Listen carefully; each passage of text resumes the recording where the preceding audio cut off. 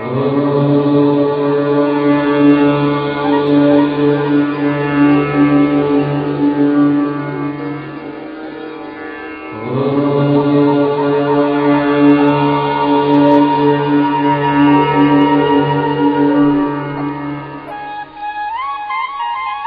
life and teachings of Swami Vivekananda, 1863 to 1902, the patriot saint of modern India. Swami Vivekananda was born in Kolkata in the year 1863.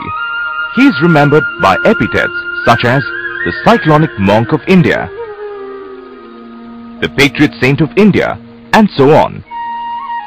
His guru, Sri Ramakrishna Paramahamsa, recognized him as one of the Saptarishis, or the 7 great sages, who came down to earth to uplift the people. His brother disciples and Eastern and Western disciples alike felt a powerful force in his presence. Mr. Romarola, the French Nobel laureate, commenting on his works wrote, "I cannot touch these works of his without receiving a thrill, an electric shock through my body at this distance of 30 years. What shocks, what transports must have been produced when in burning words they issued from the lips of the hero." Romarola wrote this in the 1930s. Swamiji left his mortal coil and entered Mahasamadhi in 1902.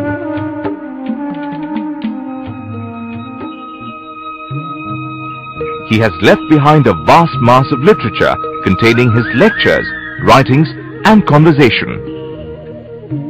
These are even today pulsating with the life spirit and inspire a large number of people to lead a better life, instilling in them a spirit of service to humanity.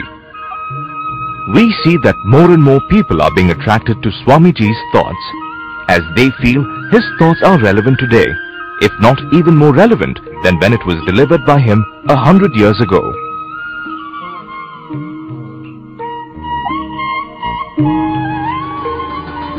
Sri Ramakrishna Ashrama, Mysore, conceived a novel plan of spreading the message of Swamiji by producing 1,000 exhibition kits and distributing these all over India, each kit containing 40 numbers of multicolored posters depicting the life and message of Swami Vivekananda.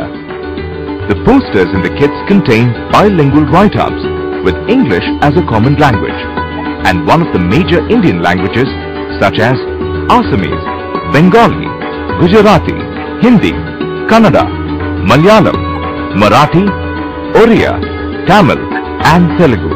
These kits have been distributed to various ashrams, youth groups and organizations all over the country who are conducting exhibitions in their own respective areas.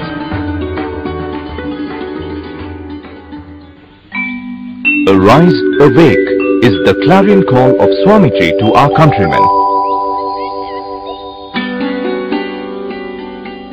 Swami Vivekananda aroused the youth of India through his life and message. His birthday, the 12th of January, has been declared as the National Youth Day by the Government of India. Narendra, later Swami Vivekananda, was born in Kolkata on the 12th of January 1863. He was a courageous boy and a born leader excelling in games, music and studies. He grew up with a strong inclination for meditation and a deep sympathy for the poor.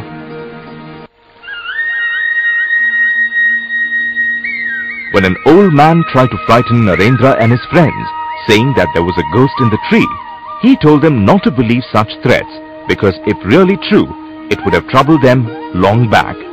Later he said, "Do not believe a thing because you have read of it in books or another said it is so. Find out the truth for yourself. That is realization." As a young man deeply interested in the meaning of life, Narendra wondered if anyone had seen God.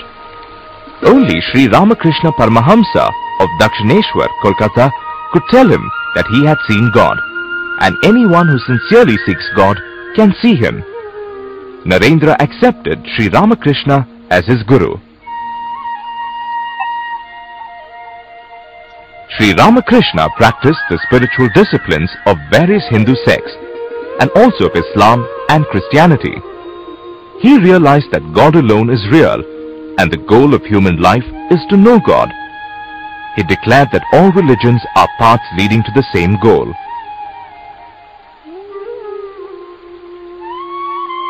Sri Ramakrishna explained that though different people draw water from different sides of a pond and call it water, jal, pani or aqua, they all in fact draw the same water.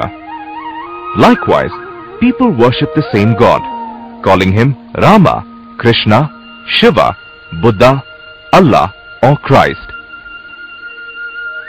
Sri Ramakrishna said that one should help men not out of compassion, but serve them as manifestations of God.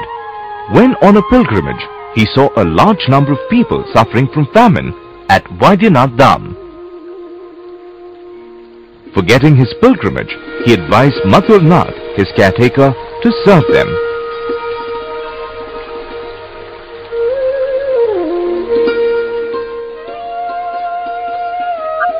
After the Mahasamadhi of his Guru in 1886, Swami Vivekananda formed his brother disciples into the Ramakrishna order of monks.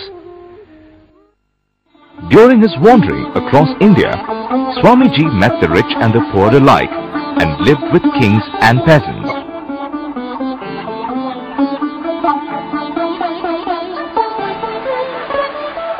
Thus, he discovered the real India, which lives in the villages. At Varanasi, when a group of monkeys chased him and he was trying to run away from them, a sadhu cried out, Face the brutes. When Swamiji turned around and faced them, they instantly ran away. He later advised, We should not run away from problems, but face them. That is the only way to solve our problems.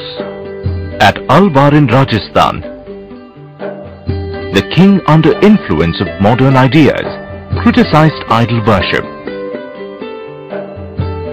Swamiji had the portrait of the king brought down and asked the courtiers to spit on it. When they refused, Swamiji pointed out that though there is no flesh or bone of the king in the picture, it nevertheless represents him. Likewise, people worship the stone idols, trees, etc., remembering God alone.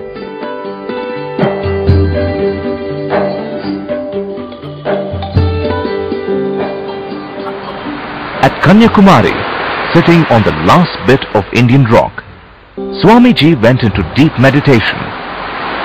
He pondered over the greatness of India and its present degeneration.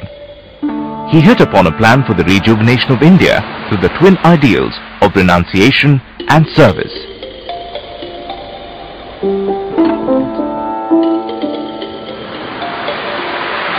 For his plans to fructify, he visualized that he would bring technology from the West and in exchange give them Vedanta.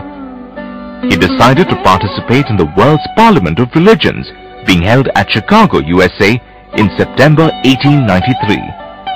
He sailed to the USA from Bombay. At the Parliament of Religions in Chicago on the 11th of September 1893,